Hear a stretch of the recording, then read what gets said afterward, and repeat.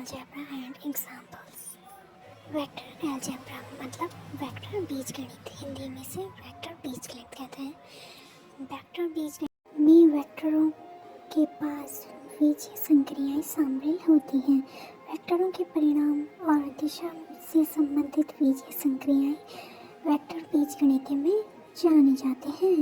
Vector बीजगणित भौतिक और इंजीनियरिंग में कई अनुप्रयोगों में मदद करता है ताकि 3 आयामी मतलब 3 डायमेंशनल अंतरिक्ष में वेक्टरों की दर्शाई गई भौतिक राशियों में जोड़ और गुणा संक्रियाएं की जा सके।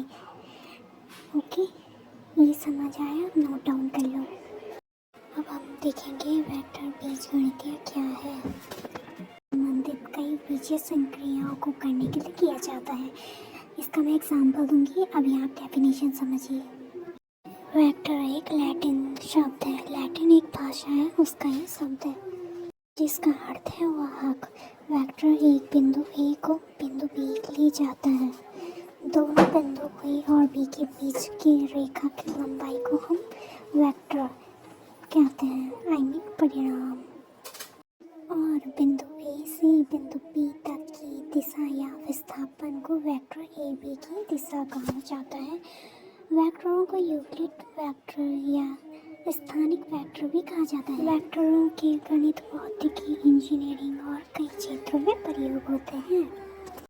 गणित में इस सदिश एक ज्योमेट्रिक, हिंदी में कही तो ज्यामिति इकाई है जिसमें परिमाण और दिशा दोनों होते हैं।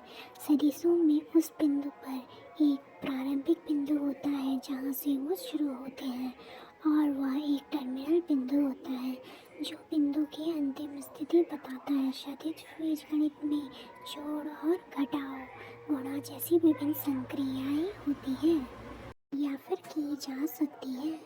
वेग, विस्थापन, त्वरण, बल जैसी कई भौतिक राशियाँ सभी सदिश राशियाँ हैं जिनमें परिणाम के साथ साथ दिशा भी हो। ये वेक्टर को ऐसे दर्शाते हैं।